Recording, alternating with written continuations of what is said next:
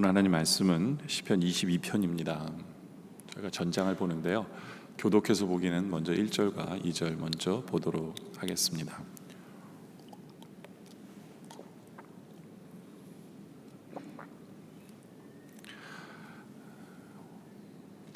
제가 있습니다. 내 하나님이여, 내 하나님이여, 어찌 나를 버리셨나이까? 어찌 나를 멀리하여 듣지 아니하시오며 내 신음소리를 듣지 아니하시나이까?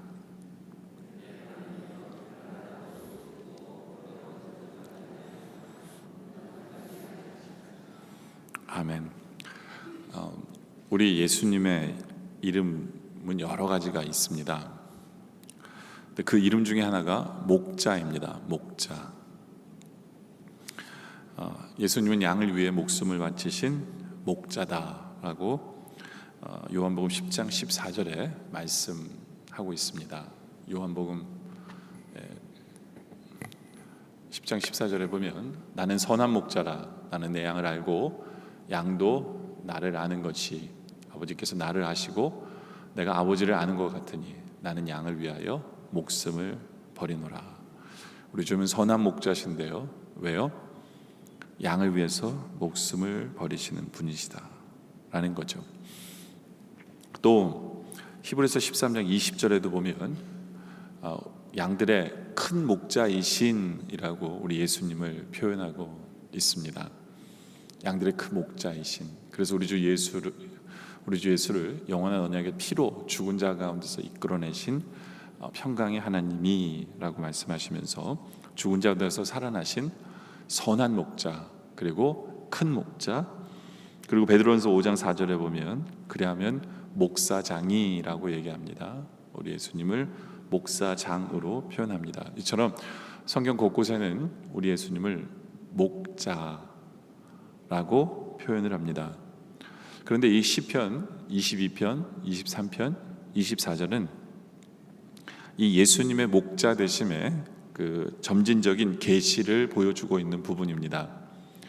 시편 22편은 고난 당하시는, 그리고 십자가에 죽으시는 그 목자에 대한 모습을 나타내고요. 또 우리가 잘 아는 대로 시편 23편은 양떼를 인도하는 부활하신 목자를 나타냅니다.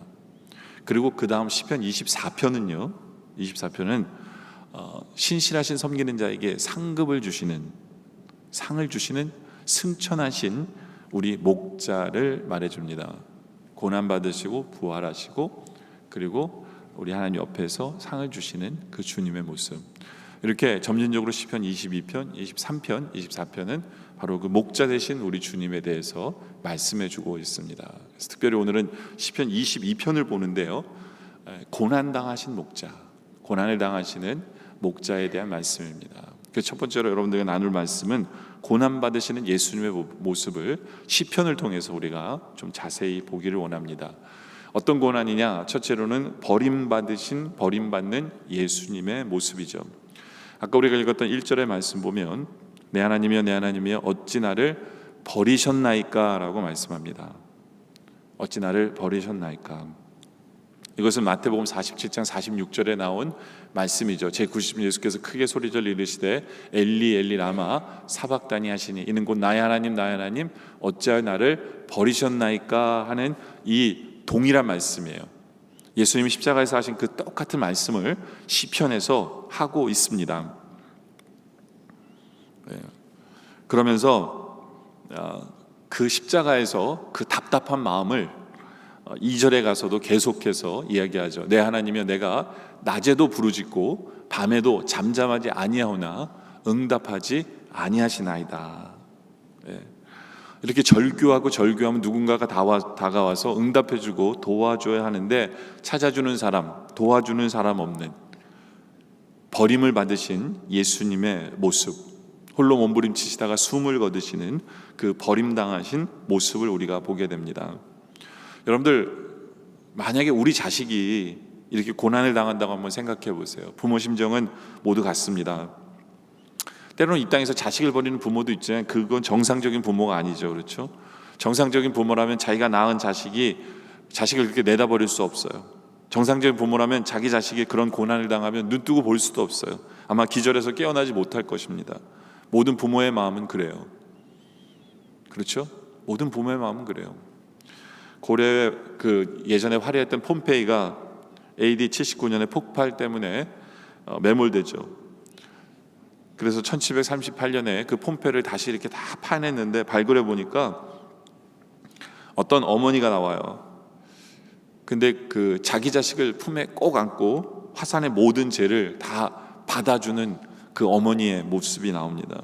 이것이 바로 부모의 마음이고 또 하나님의 마음도 그랬을 거예요. 그런데 우리 하나님은 자신의 독생자 아들 예수님을 십자가에서 매달게 하시고 그리고 그렇게 탄식하시는데 어떻게 하나님은 그렇게 외면하실 수 있으셨을까? 그 이유는 뭐냐면 인류의 모든 죄를 짊어지셨기 때문에 그래요. 우리 하나님은 거룩하신 분이시기 때문에 모든 죄를 짊어지신 그 순간에 다가가실 수가 없어요. 거룩하신 하나님께서 함께 하실 수가 없어요. 이게 죄의 무서운 점이에요. 우리도 죄를 지면 하나님이 함께 하지 않으세요. 하나님과 멀어집니다. 바로 그 순간이에요. 우리의 모든 죄를 짊어지셨기에 우리 주님은 함께 하실 수가 없어요. 그리고 그 함께 하지 못하는 그 아픔을 우리 예수님은 경험하신 거예요. 경험하신 거예요. 그래서 죽어야만 되는 거예요. 왜요? 죄의 삭은 사망이기 때문에 죽을 때까지 주님은 함께 하실 수가 없었어요. 우리 하나님께서 함께 하실 수가 없어요. 그러니까 예수님의 십자가의 고난은요, 그냥 고난 당하심이 아니에요. 버림받으심이에요. 버림받으심. 네. 고난보다 한층 더 강한 표현이 버림받았다라는 표현이거든요. 버림받으심이에요. 그래서 일본의 지다구라라고 하는 신학자는 이런 말을 합니다. 이런 하나님의 아픔을 이해하지 못하는 사람은 함부로 십자가를 입에 담지 말아야 한다라고 이야기합니다. 하나님의 그 고난을 이해하지 못하면 우리는 십자가를 이해하지 못해요. 그리고 입에 담지도 말아야 한다, 그런 얘기를 해요. 우리는 너무 쉽게 십자가라는 말을 입에 담고 사는 것은 아닌지, 이 십자가 속에 들어있는 그 아픔과 그 하나님의 아픔과 그 하나님의 마음, 하나님의 사랑, 우리는 그것을 알고 있는지. 우리 예수님은 버림받은 예수님이셨어요. 우리 때문에. 두 번째는 조롱받는 예수님이죠. 그것이 6절과 7절에 보면 나오는데요. 나는 벌레요 사람이 아니라 사람의 비방거리요 백성의 조롱거리니이다. 나를 보는 자는 다 나를 비웃으며 입술을 삐죽거리고 머리를 흔들며 말합니다 라고 얘기합니다. 예수님이 십자가에 지러 가시는 그때의 모습을 잘 표현해주고 있는 부분이에요. 예수님은 십자가에서 육신이 고통을 당하셨어요. 그런데 어떤 면에 있어서는 육신의 고통보다도 더 힘든 게 뭐냐면 조롱당하는 아픔이에요. 창조주가 피조물로부터 조롱을 당하는 그 아픔이거든요. 그것은 얼마나 큰 아픔인지 몰라요. 우리 한국의 법조계에서도 보면 후배가 더 높이 승진하면 그 밑에 있는 선배들은 다 그 밑에 있는 선배들은 다 사표를 제출한다고 합니다.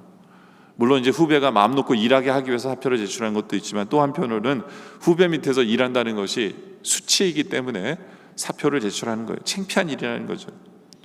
그런데 우리 예수님께서는 창조주 되신 분이 피조물로부터 재판을 받고 신문을 받고 조롱을 받고 침뱉음을 받고 욕을 먹고 돌 던짐을 당하고 저주를 받는, 그것이 우리 주님께서 겪으셔야 했던 고통 중에 하나였다라는 거예요. 그래서 이사야서 53편 3절에도 그런 얘기를 하죠. 그는 멸시를 받아라고 얘기합니다. 멸시를 받아. 그리고 5절 뒷부분에도 멸시를 당하였고, 그렇죠? 근데 우리도 그를 귀히 여기지 아니한다라는 거예요. 우리를 위해 십자가 지셨는데 우리도 주님을 귀하게 여기지 않는 우리의 모습은 없는지. 예.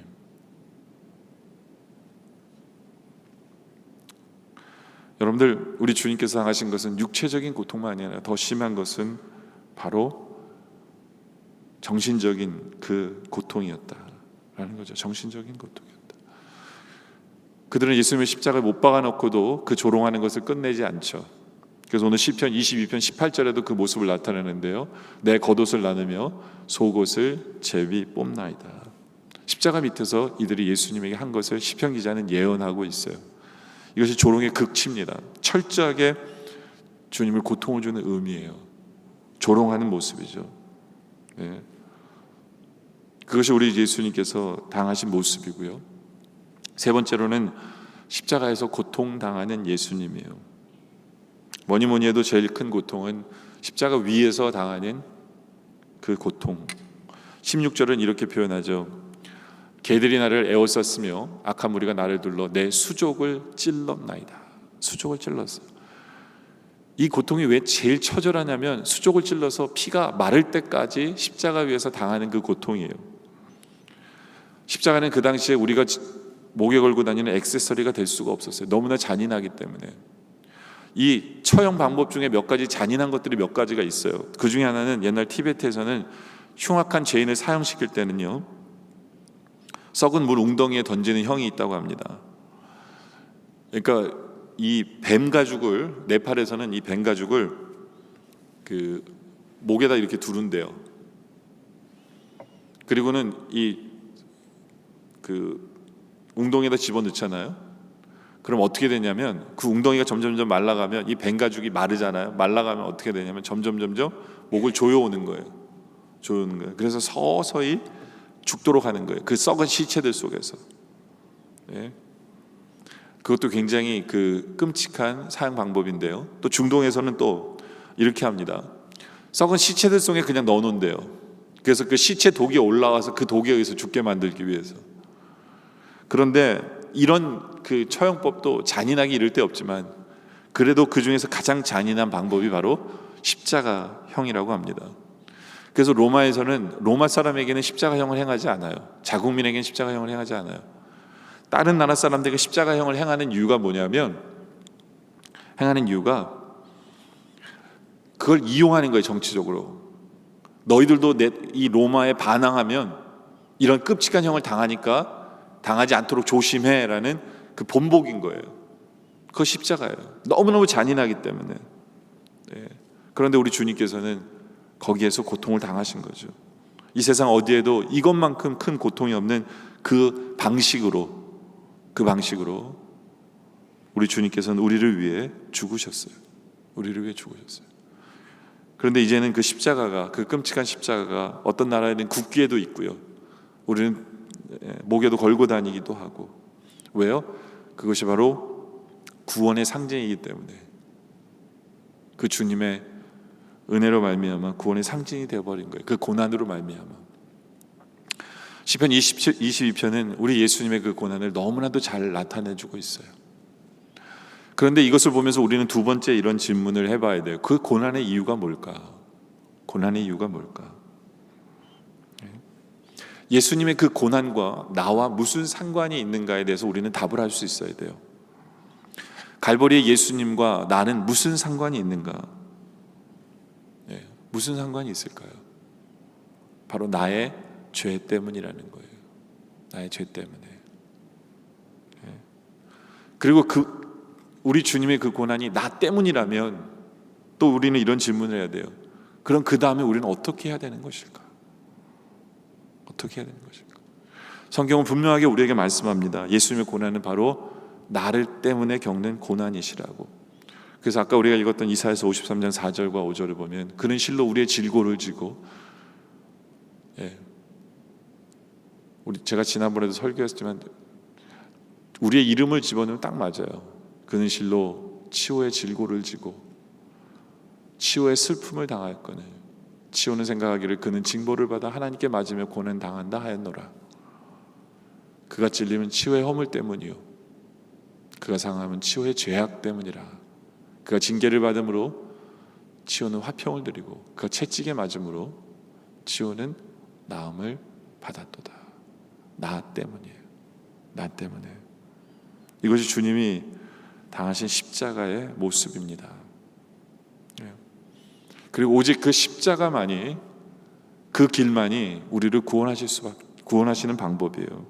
이 세상 사람들은 구원을 받기 위해서 별 수단을 다 써보지만 그 어느 것도 구원할 수 없어요. 목욕제기라고 어떤 수행을 하고 얼음을 깨고 그 안에서 어떤 그 물속에 들어가는 수행을 할지라도, 내 몸을 아무리 괴롭힐지라도 우리는 구원할 수가 없어요. 우리가 아무리 봉사하고 아무리 선한 일을 하고 아무리 수고해봤자 우리를 구원할 수 없어요. 바리새인들은 그 수많은 율법들을 다 철저하게 지키려고 했지만 그들을 구원할 수 없었어요. 오직 성경은 바로 그 십자가의 길만이, 그리고 바로 그 주님을 믿는 길만이 우리를 구원하는 것이다 라는 거죠. 바로 나 때문에 십자가 지신 그 주님을 내가 믿을 때 우리는 구원의 길을 가는 거죠.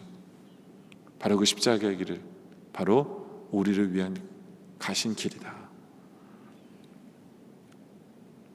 라는 것에 대해서 우리는 확실하게 대답할 수 있어야 돼요. 주님, 나 때문입니다. 나 때문입니다. 그렇게 우리가 나 때문입니다 고난할 때, 고백할 때 우리는 세 번째 질문을 하게 돼요. 그 은혜를 받았으면 하나님께 이렇게 영광 돌려야 한다라는 그런 결론을 얻게 되죠. 우리가 그 십자가의 은혜를 입었다면 하나님, 우리가 어떻게 살까요? 어떻게 하나님께 영광 돌리며 살까요? 라는 질문을 해야 돼요. 시편 기자도 마찬가지예요. 시편 22편 23절에 보면 여호와를 두려워하는 너희여 그를 찬송할지어다. 야곱의 모든 자손이여 그에게 영광을 돌릴지어다. 이스라엘 모든 자손이여 그를 경외할지어다. 여기 보면 그에게 영광을 돌려야 한다라고 얘기합니다. 우리가 너무나도 잘 아는 우리 장로교회 소일의 문답의 첫 번째 문답 내용이 뭐예요? 사람의 첫째 되는 목적이 무엇입니까? 라고 묻는 거거든요. 여러분들, 우리에게는 목적이 많습니다. 공부할 때는 공부하는 목적이 있고, 장가하고 시집가는 목적이 있고, 자녀를 낳는 목적이 있고요, 직장을 잡는 목적이 있고, 돈을 벌어야 되는 목적이 있어요. 그런데 이 모든 목적들이 한 가지로 향하고 있어요. 그 뭐냐? 바로 하나님께 영광이에요. 하나님께 영광, 하나님께 영광. 이것이 첫째 되는 목적이에요. 하나님께 영광 돌리는 것. 그리고 그것이 우리에게 즐거움이 돼야 돼요. 하나님께 영광 돌리는 게 우리가 자원하고 싶어서 하고 싶어야 되고요, 우리의 즐거움이 되는 것, 이것이 우리 삶의 목적이고 우리 삶의 모습이어야 한다라는 거죠. 그렇다면 우리는 실제로 어떻게 하나님께 영광 돌리며 살아갈 수 있을까요? 그 십자가의 은혜를 입은 자들인 우리는 어떻게 하면 그 영광을 돌리며 살아가느냐? 첫째로는 간증하는 일로 영광을 돌리며 살아야 돼요.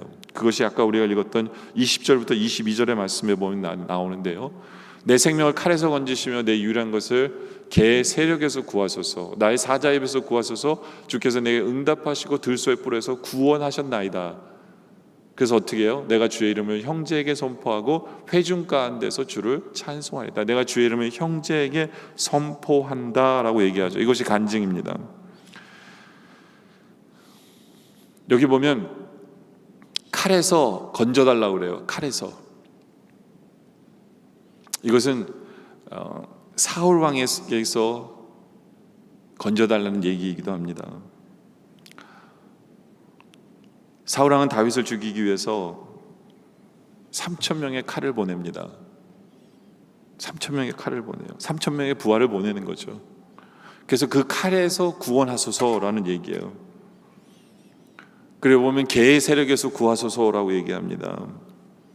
한마디로 말하면 개 같은 사람들에게서 나를 살려달라는 얘기예요. 그것은 아마도 압살롬의 이야기일 거예요. 자기의 친아들 압살롬이 아버지를 죽이려고 하는 그 반역을 일으키는 그 사건, 정말 개 같은 사람들이죠. 그 패거리들. 거기서 나를 구원하소서. 또 나를 사자의 입에서 구하소서는 또 그것도 자기보다 강한 자의 입에서 구원해달라는 것은 사울일 거예요. 사울의 입에서 나를 구원하소서. 그리고 들소에 뿔어서 구원하셨나이다. 들소는 아마 치받는 거거든요. 그것은 또 압살롬의 이야기일 거예요. 그런데 이것을 계속해서 구하소서 하다가 구원하소서 했다는 얘기는 뭐냐면, 다윗의 삶 속에는 이 고난이 계속해서 밀려왔다는 얘기예요. 그 힘든 일이 밀려왔다는 얘기예요. 그리고 자기가 기도했어요. 그런데 중요한 것은 21절 마지막에는 구하소서 했는데 구원하셨나이다가 결론이에요. 하나님 우리를 이렇게 구원하시는 분이에요. 우리 앞에 고난이 겹치고 겹겹이 쌓이고, 마치 파도가 밀려오는 것처럼 파도 하나 지나갔는데 이제 끝인가 하면 또 파도가 밀려오고, 또 파도 밀려왔을지라도 결국에는 우리 하나님께서는 우리로 간증케 하신 하나님, 구원하셨나이다예요. 권하셨나이다. 그것이 우리 하나님이시다 라는 거죠. 정말 마음도 예쁘고 신앙도 좋은 그러한 자매가 있었습니다. 그런데 어느 중매장이가 와서 아주 독실한 좋은 신앙 좋은 남편감이 있으니까 만나보라고 그래서 이 자매가 그 중매장의 말을 믿고 결혼까지 했어요. 그런데 이 남편은 한 가지 문제가 있었어요. 그게 뭐냐면 술에 약해요. 술에 약. 그래서 직장에서 회식한다 그래서 술을 먹으면 술을 한번 먹잖아요. 그럼 몇 날 며칠 술병을 들고 살아요. 술을 끊지 못하는 거예요. 처음에는 술이 저렇게 약한 줄 몰랐는데, 그러니까 본인도 술에 약한 줄 알고 술을 안 마셨던 거예요. 근데 직장 생활하다 보니까 술을 먹잖아요. 그러면 계속해서 술에 이제 계속 훅 되는 거예요. 그리고 결국엔 직장마저 잘려요. 직장마저 잘려요. 그러니까 이 자매가 기도 제목이 되는 거예요. 하나님, 이 술 좀 어떻게 해주세요. 술 좀 어떻게. 그리고 이제 직장 잘리면 또 이제 술을 끊어요. 왜냐면 돈이 없으니까. 그래서 이제 또 어떻게 해서 직장을 잡았는데 또 회식 가면 또 술에 갖고 또 잘려요. 또 잘리는 거예요. 이 자매의 기도 제목이 하나님 도와주세요. 도와주세요. 그 기도가 상달됐는지 이 남편이 하나님 앞에 1,000번제를 드리기로 결심을 합니다. 하나님 도와주세요. 내 힘으로는 술을 끊을 수가 없습니다. 도와주세요. 그런데 어느 날 이 남편이 목사님의 말씀을 듣고 갑자기 그의 마음속에 뜨거움이 느껴지더래요. 그리고는 머리에 술 생각만 나면 오장육부가 찢어지는 그 아픔이 있더래요. 토할 것 같고 괴로워지더래요. 그래서 끊게 되었대요. 그리고 나중에는 집사가 되고 나중에는 신학교 가서 목사까지 되었대요. 인간의 힘으로는 풀 수 없을 거라고 생각했던 그 일들. 근데 하나님께서는 그 아내의 기도를 들어 응답하시는 거죠. 여러분들, 다윗도 그런 경우예요. 자기 힘으로는 도저히 해결할 수 없는 환난과 문제 앞에서 기도하는 거예요. 도와주소서, 도와주소서, 도와주소서. 여러분들, 우리 초등학교 아이들이 산수를 못 풀고 있어요. 그 문제 앞에서 못 풀어요. 답이 뭔지 몰라요. 근데 그 아빠가 풀면 쉽게 풀잖아요. 쉽게 풀지 않아요? 마찬가지예요. 우리 인생에 있어서 우리가 풀지 못하는 문제 앞에서 우리 하나님이 푸시면 쉽게 푸세요. 쉽게 푸세요. 그리고 우리 하나님 우리에게 약속하세요. 내가 풀어주겠다. 내가 구원해주겠다. 이것이 우리 하나님이세요. 근데 거기서 우리가 뭐 해야 되느냐? 내가 주의 이름을 형제에게 선포하고 간증해야 돼요. 우리 하나님에 대해서 이야기해야 돼요. 그것을 통해서 하나님께 영광 돌려야 돼요. 그러라고 하나님이 우리 삶 속에 그런 역사를 이루시는 거죠. 두 번째는 찬송한 일로 영광을 돌려야 돼요. 시편 22편 22절에 보면 내가 주의 이름을 형제에게 선포하고 회중 가운데서 주를 찬송하리이다 라고 얘기하죠. 또 23절에 또 얘기해요. 여호와를 두려워하는 너희여 그를 찬송할지어다 라고 얘기합니다. 여러분들, 우리가 은혜를 받으면 찬송을 부르지 말라고 해도 저절로 부르게 돼 있어요. 혼자 있어도 찬송, 집에 있으면 그 가족들과 함께 찬송, 교회 나오면 찬양하는 것에 온통 마음이 들어가는 거예요. 그것이 은혜 받은 성도의 모습이에요. 근데 은혜 받지 못하면요, 찬송 부르자고 해도 부르지 않아요. 찬송 부르는 시간에도 그렇게 지겨워할 수가 없어요. 몸을 비틀고 인상까지 써요. 저도 그런 경험 해봤어요. 저도요. 은혜 받지 못하면요, 일부러 찬송 끝나는 시간에 와요. 그러니까 우리 교회도 그런 분들이 있을 거예요. 11시에 예배 시작하면 꼭 11시 15분에 와요. 왜냐하면 15분 만에 끝나니까. 근데 나중에 한번 보세요. 11시 15분에 오다가 나중에는 이제는 모두 지겨워지면 장로님의 기도 시간도 지겨워져서 그 기도 끝나면 올라 그래요. 그러니까 예배 시간이 점점 늦어지는 거예요. 그리고 솔직히 목사의 설교도 듣고 싶어서 오는 게 아니라 그것마저 안 들으면 예배 드렸다고 못하니까. 그래서 그 시간에 맞춰 오는 성도들이 있어요. 저는 예배 시간에 늦는 성도도 왜 늦는지 알아요. 저도 이해돼요. 저도 그랬었기 때문에. 그것이 은혜 받지 못하는 성도들의 모습이에요. 근데 은혜 받는 성도는 회중 가운데서 주를 찬송하리다는 뭐냐면 내가 찬송한다는 얘기예요. 근데 나 혼자만 찬송으로 끝나지 않아요. 나 혼자만 찬송으로 끝나지 않아요. 어떻게 해요? 여호와를 두려워하는 너희여 그를 찬송할지어다 해서 함께 찬양하는 거예요. 함께 찬송으로 인바이트하는 거예요. 함께 찬송하게 하는 거예요. 회중이 따라 부르게 하는 거예요. 그것이 다윗의 모습이었어요. 다윗은 혼자 찬양하다가 그 찬양이 모든 사람이 찬양하도록 자기가 곡도 쓰고요, 자기가 인도도 하고요, 모든 사람이 찬양하도록 만드는 거예요. 그것이 우리의 모습이어야 돼요. 그것이 하나님께 영광 돌리는 모습이에요. 히브리서 2장 11절에도 같은 맥락의 얘기가 나오는데요, 거룩하게 하시는 이와 거룩하게 함을 입은 자들이 다 한 근원에서 난지라. 거룩하게 하시는 이는 하나님이죠. 거룩하게 함을 입은 자들은 누구냐면 우리예요. 근데 그러므로 형제라 부르기를 부끄러워하지 아니하리라. 우리는 한 형제들이에요. 근데 한 형제에서 뭐 해야 되느냐? 이르시되 내가 주의 이름을 내 형제들에게 선포하고 내가 주를 교회 중에서 찬송하리이다. 이게 뭐예요? 온 교회가 함께 찬송하리겠다는 얘기예요. 온 교회가 함께 모여 찬송하는, 이것이 하나님의 영광 받으시는 모습이고, 이것이 우리 교회의 모습, 우리의 모습이어야 한다라는 거예요. 모이면 찬양하는 그 아름다운 모습. 저는 예전에 어릴 때 우리 권사님들이랑 어디만 가면 참 신기한 게 뭐냐면 찬양을 그렇게 해대세요. 여러분들 기억 안 나세요? 네? 함께 버스만 타도 찬송하고요, 네? 함께. 근데 요즘처럼 찬양도 많이 모르셨던 것 같아요. 항상 주 안에 있는 나에게, 이거 아니면 내 진정 사모하는, 이런 거 아니면 항상 레퍼토리가 있어요. 근데요, 계속해서 찬양하는 그분들, 은혜 때문이구나. 지금 생각해 보면 얼마나 아름다웠는지 몰라요. 성 버나드라는 사람이 62세에 죽습니다.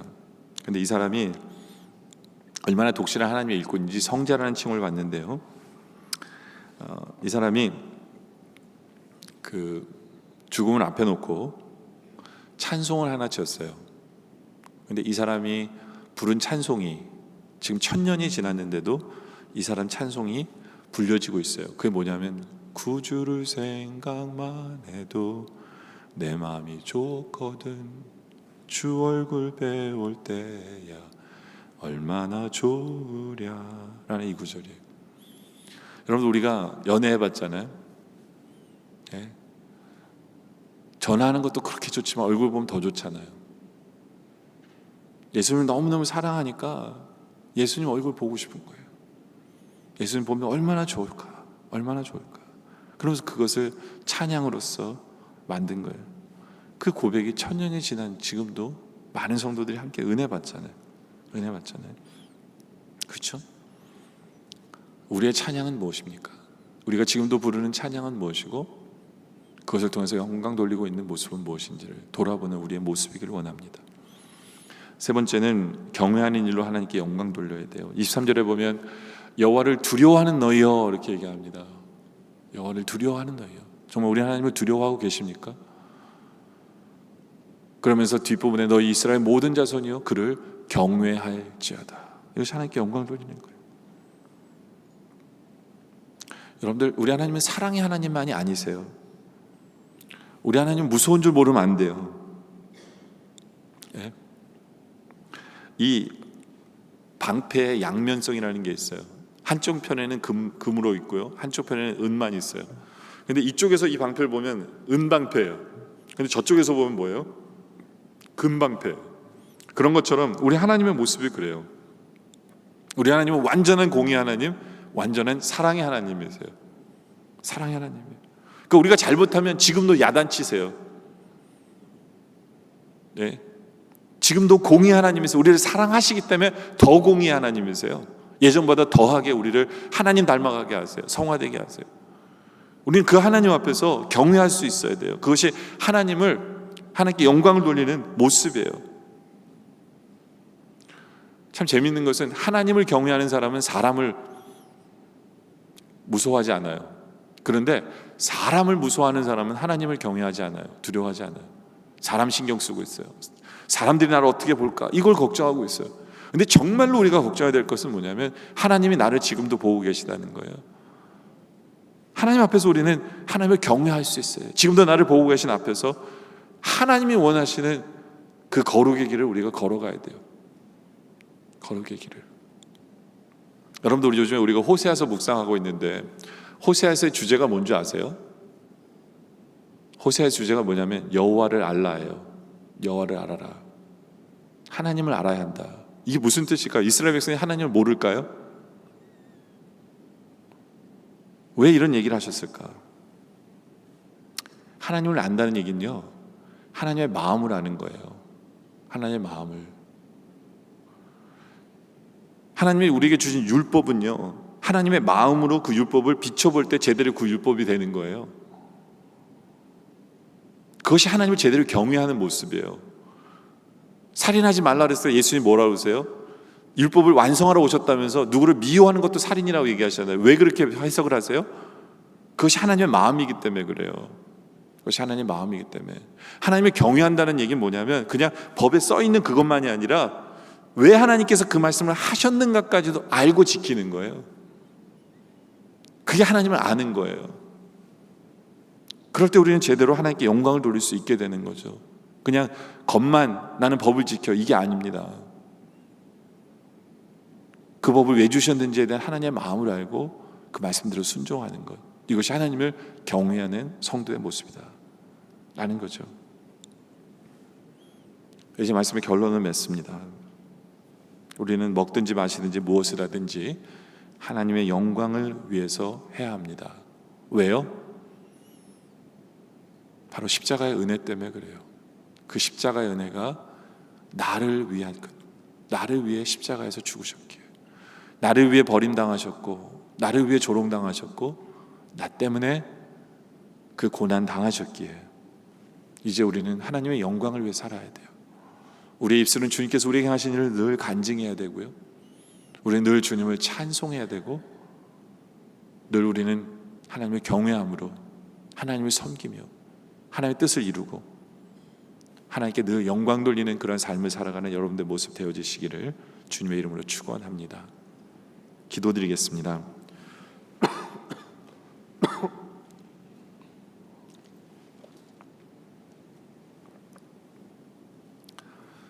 아버지 하나님,